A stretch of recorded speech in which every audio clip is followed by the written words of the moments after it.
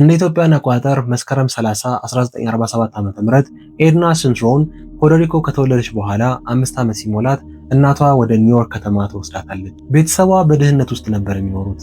የምትወዳትና የምትደግፋት እናቷ ወደ ስራ ስትሄድ ለምሳ ወጪ ላለማውጣት 2 የተቀቀሉ እንቁላሎችን ይዛ ነበር የምትሄደው። የኤድና ቤተሰቦችም የሚኖሩት ማንሃተን ውስጥ ሲሆን ጥሩ የሚባል የልጅነት ጊዜ ባታሳልፍም እሷ ግን በቂ ፍቅር አግኝቼ ነው ያደግኩት ትላለች። በ1979 ዓ.ም ኤድና የወደፊት ባል የሚሆናትን ዊሊያምን ትተዋወቀዋለች። ነገሩም የተፈጠረው ዊሊያም ወንድሙን ለመጠየቅ ማንሃተን ውስጥ ወደምትገኘው የወንድሙ ፍቅረኛ ቤት ይሄዳል። ተቀብለውትም ከገባ በኋላ እንዳጋጣሚ በማዕድ ቤቱ በኩል ሲያልፍ ኤድናን ተቀምጣ ያያታል። በውበቷን ተማርኮ ደንገጥ ብሎ ዞር ብሎ ይመለስና ወንድሙን ፈልጎ እዛ ውስጥ ያለችው ሴት ማን ናት ብሎ ይጠይቀዋል። ወንድሙም ኤድና ናት ብሎ ያስተዋውቃቸዋል።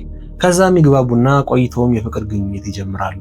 ዊሊያምም ሁል ጊዜ ጠዋት ብሩክሊን ውስጥ ከሚገኘው መኖሪያ ቤቱ እስከ ማንሃተን ረጅም ጉዞ በመንዳት ኤድና ቤት ሂዶ ኤድናን ከቤቷ ወደ ስራ ቦታዋ ያደርሳታል። ከዛም በተጨናነቀ ትራፊክ ወደ ራሱ የሥራ ቦታ ይጓዝ ነበር። ይህን የመሰለ አስቸጋሪና አሰልቺ ጠዋት ሁል ጊዜ ቢያሳልፍም ኤድናን ማግኘትና ከሷ ጋር ጊዜ ማሳለፍ ግን ደስ ስለሚለው ብቻ ነገሩን ከድካም አይቆጥሮም ነበር። ከተወሰኑ ወራት በኋላም ኤድና ከዊሊያም ጋር መኖር ትጀምራለች። ከ2 ዓመት በኋላም ይጋባሉ።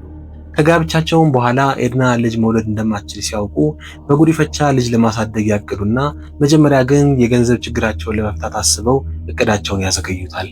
እንደማንኛውም አብዛኛውን የሰፈራቸው ነዋሪዎች በበቂ ሁኔታ ለመኖር ከአንድ በላይ ስራ መስራትና ገንዘብ ማግኘት ይኖርባቸዋል።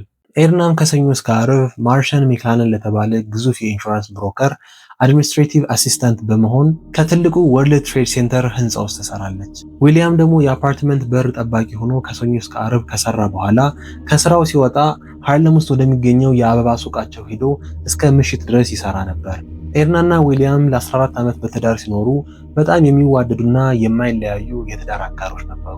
በክፉ ቀናት እንኳን ቀኑ አሰልችና አድካሚ በሚሆንበት ጊዜ ቤታቸው ውስጥ የሚወዱትን አይስክሪም እየበሉ ደስ የሚላቸውን ፊልም ከፍተው አብረው ጥሩ ጊዜ ማሳለፍ ይወዳሉ። ታዲያ መስከረም 1 ቀን 1994 ዓ.ም ኤድናን ወደምትሰራበት ወርልድ ትሬድ ሴንተር ዊሊያም አድርሷት ይመለሳል። ኤድናም 93ኛ ፎቅ ወደሚገኘው ቢሮዋ ወጣ ትገባና እንደማንኛውም ቀን ስራዋን መስራት ትጀምራለች። በኢትዮጵያ የሰዓት አቆጣጠር ሩብ ጉዳይ ለ10 ሲል በአልቃይዳ አሸባሪዎች ቡድን የተጠለፈ አውሮፕላን ኤድና ከምትሰራበት ኖርዝ ታወር ወርልድ ትሬድ ሴንተር ከ99ኛው እስከ 93ኛው ፎቅ ድረስ ገብቶ ይከሰከሳል። በአደጋውም ከፕሌን ውስጥ የነበሩና ከህንፃ ውስጥ የነበሩ በመቶዎች የሚቆጠሩ ሰዎች ወዲያውኑ ህይወታቸውን ያጣሉ። ኤድናም በአደጋው ወዲያው ባትሞትም እሷና ከ92ኛው ፎቅ ወደ ላይ ያሉ ሰዎችን ጨምሮ መውጫ መንገድ አልነበራቸውም። አደጋው ከተከሰተ በኋላ ብዙ ሳይቆይ አንድ ካሜራማን የሆነውን ነገር በቪዲዮ እየቀረጸ ሳለ ኤድና ወደ ህንፃው መስኮት ዳር ትመጣና ከፊቷ ያለውን ብረት አቅፋ እርዳታ ለማግኘት እጇን ስታውለበልብ ከሚቀርጸው ቪዲዮ ውስጥ ትገባለች። ነገር ግን እርዳታ በቀላሉ ማግኘት ስለማይቻል ልክ እንደሌሎቹ ሰዎች እሷም ውሳኔ መወሰን ይኖርባታል።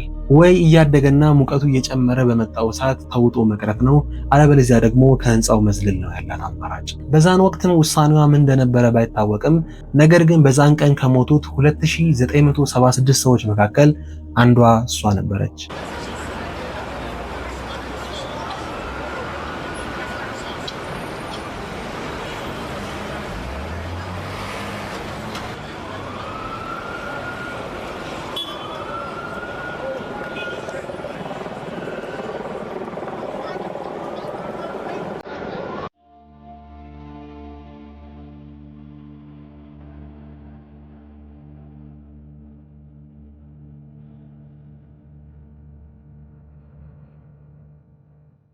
የዛሬው ታሪካችን ይህን ይመስላል። ስለ ታሪኩ የተሰማችሁን በኮሜንት አሳውቁኝ። በሌሎች ታሪኮች እስከምንገናኝ ሰላም ቆዩ።